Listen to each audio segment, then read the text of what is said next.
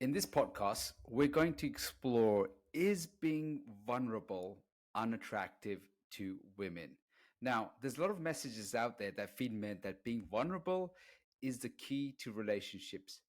But also, it's confusing for men because they report that when they're vulnerable, she pulls away, she looks disgusted, and even becomes upset. So, should we be vulnerable in our relationships? If not, why not? And if so, what's the best way to be vulnerable? Welcome to the Nice Guy Show. I'm your host, Faisal Kokar, and I'm joined by Ari and Chuck. We are three normal Mr. Nice Guy specialists. Now, let me read out a quote for you. And this is by Brene Brown from her book, Daring Greatly. And she said, here's the painful truth that emerged from her research with men. We ask them to be vulnerable, we beg them to let us in, and we plead with them to tell us when they're afraid. But the truth is that most women can't stomach it. In those moments when real vulnerability happens in men, most of us fear, and then the fear manifests into everything from disappointment to disgust. And men are very smart. They know the risks, and they see the look in our eyes when we're thinking, come on, pull it together, man up. And this was Berna Brown in her book, Daring Gratefully. So is being vulnerable risky? Let's explore vulnerability. Ari, has vulnerability ever ruined your relationship or attraction in a woman?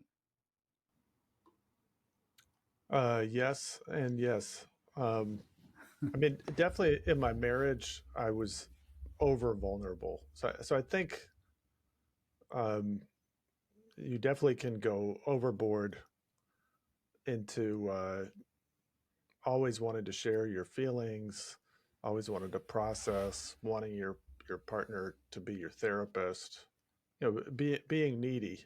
So I think that's where vulnerable goes way overboard, and that's where some nice guys like myself have been. Um, so, does it ruin attraction? Yeah, I think sometimes when I'm dating somebody new, told them too much about myself, maybe too much about um, my marriage and what happened.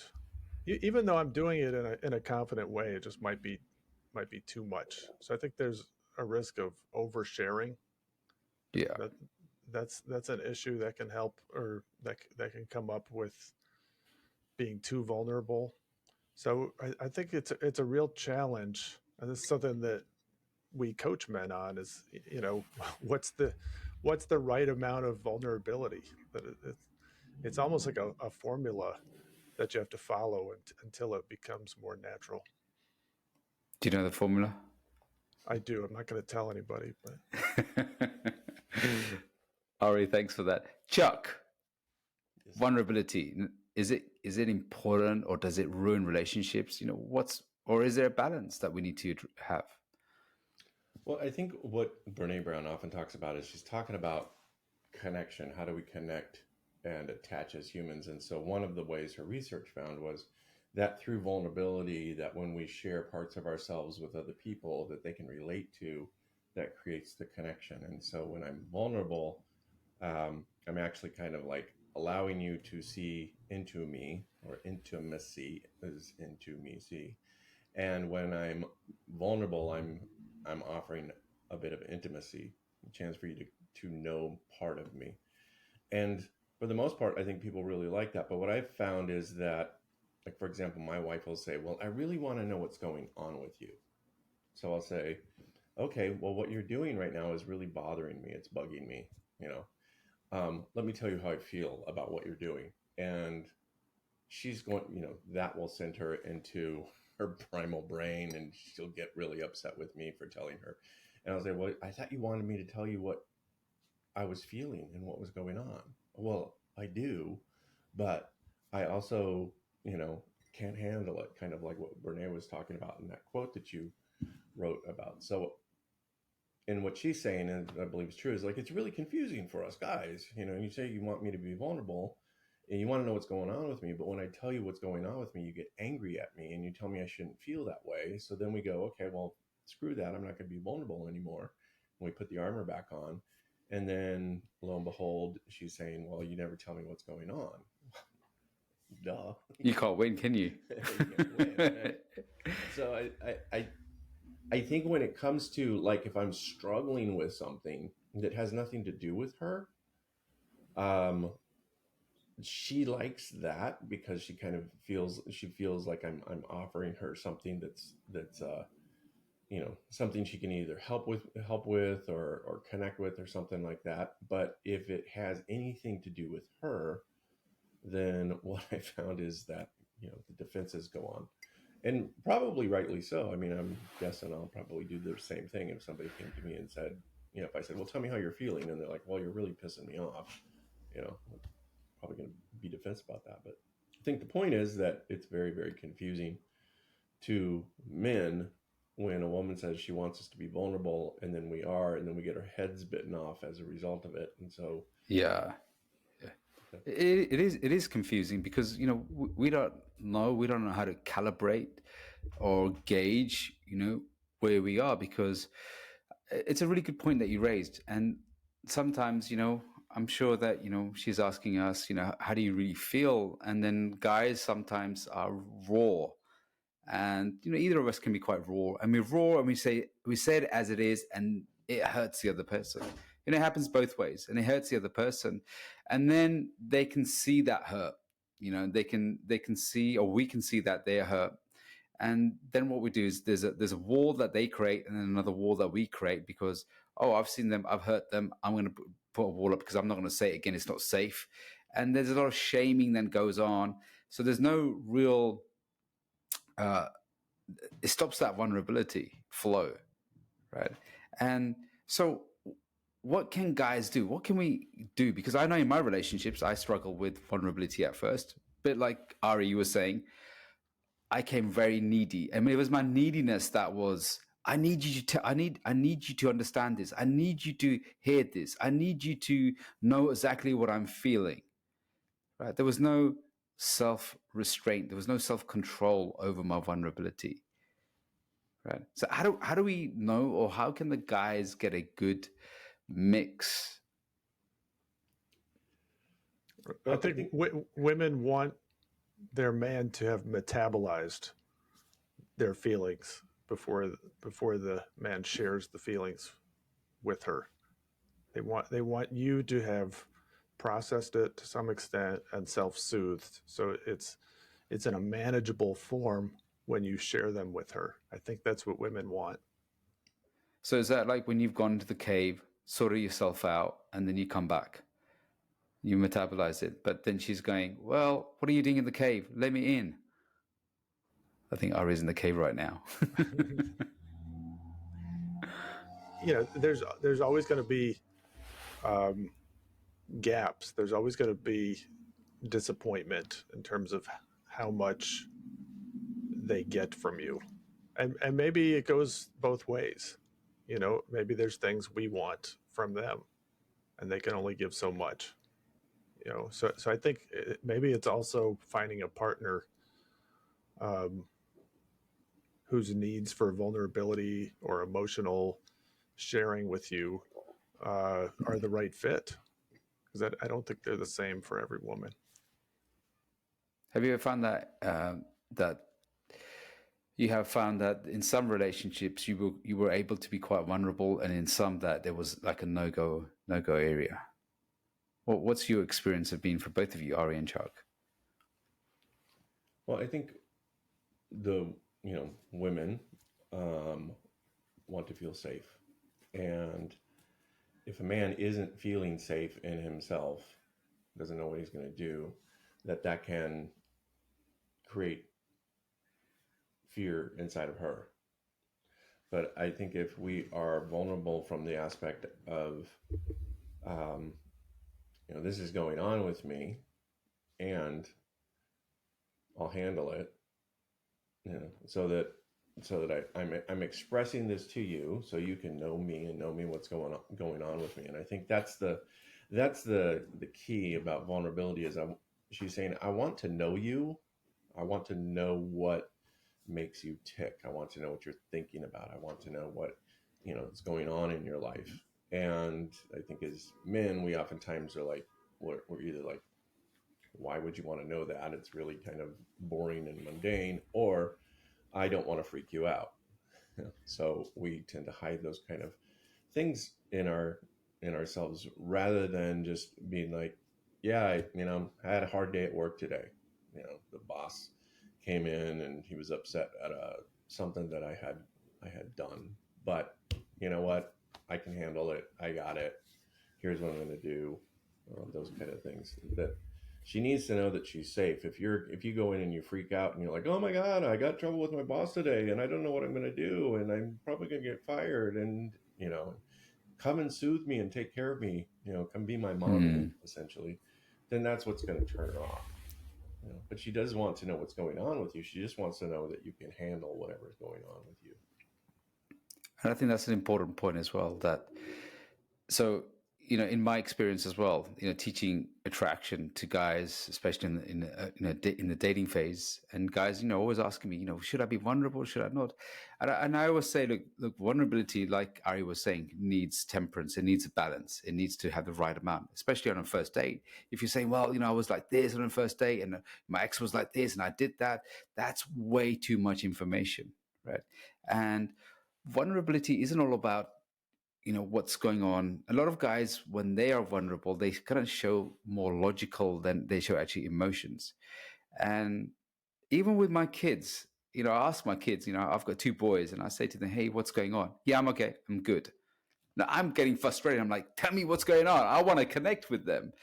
And they're giving that logical, yeah, I'm okay. And I know there's something going on. They've got some problems in their lives, and they're just giving me the straightforward answer.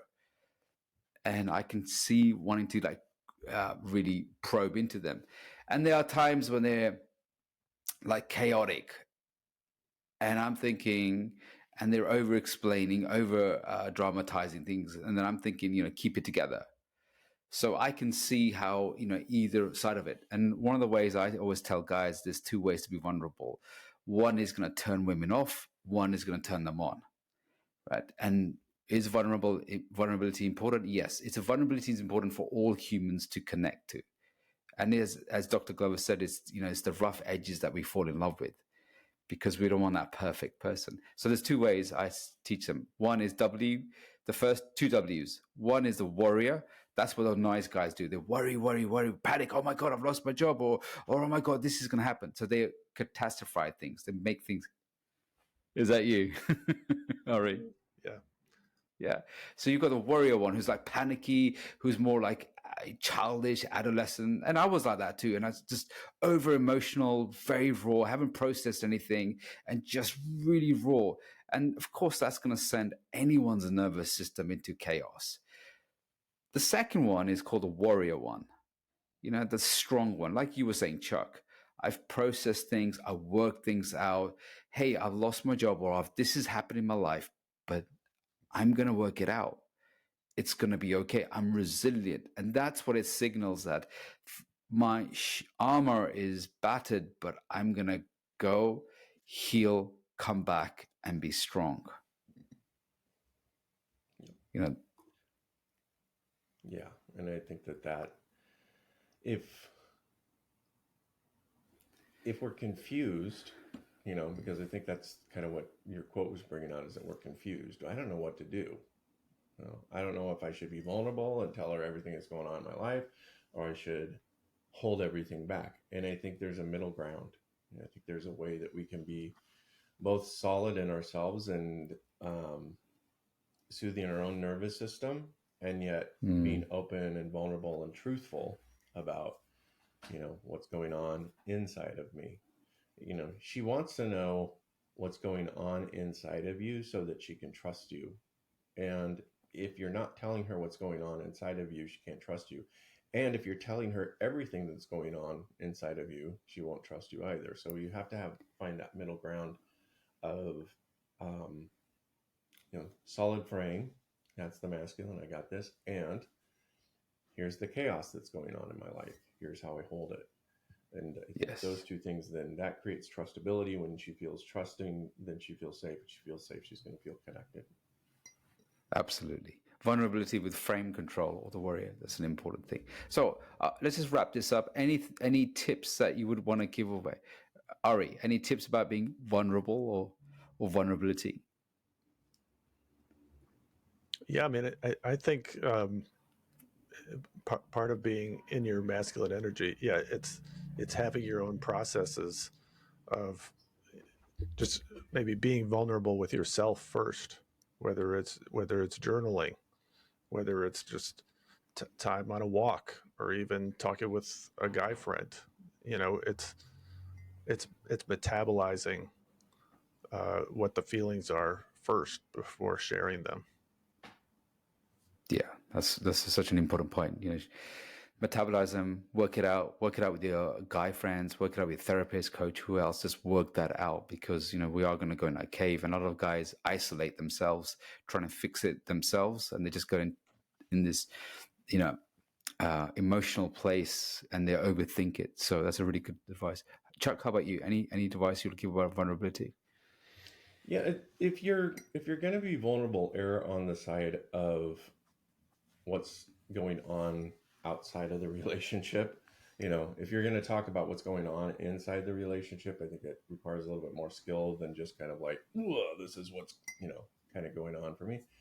I think that what the feminine wants is, she wants a sensitivity, right? She wants to know that you have the ability to be sensitive to her needs.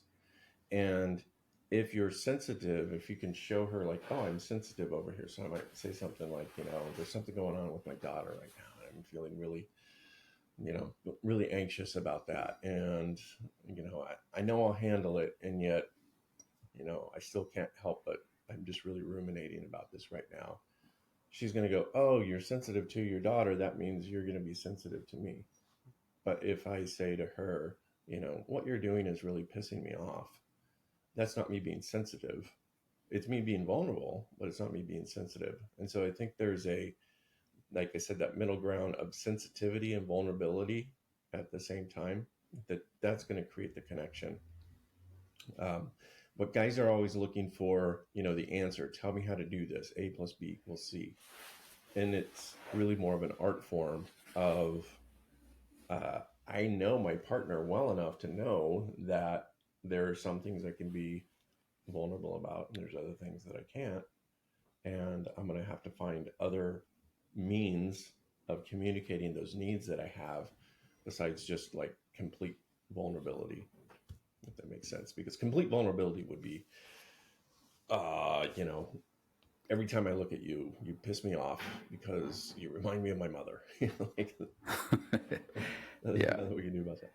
But if I'm sensitive and being like, I have some things I really need to work out with my mom that I can see are affecting me in my relationship with you. That's Yeah. more.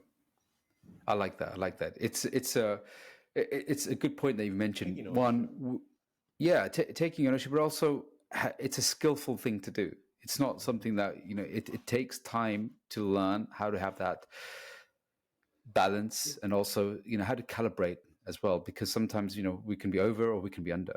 And one of the tips I want to leave with the guys as well, and here's something that I noticed men do a lot, is when they're being vulnerable, they're more logically vulnerable. And what that means is that they describe what's going on in their world in a very logical way. And one of the ways I invite guys to do is, I said, add some emotive words to how you actually feel. So I'm feeling really stressed, or I'm feeling anxious, or I'm feeling lonely, I'm feeling sad.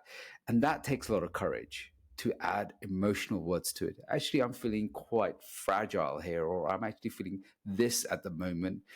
And just adding a little bit of that, again, you just want to, I would say, in my opinion, just pepper spray that, rather than just like all god blaze. Just a small amount of that. It's just a bit like chilies. You don't want to add too much to it, but you don't have less. A bit like salt, right? So you just have the right amount of it. So That's the sweet spot. Guys, if you got a lot of value out of this one, please remember to like and subscribe. There's another episode I'd highly recommend is episode number 56, The Time I Was Slapped in the Face with a Sacred Dick. And again, thank you for being part of the Nice Guy Show. Please, if you're watching this on YouTube, remember to like and subscribe and also comment.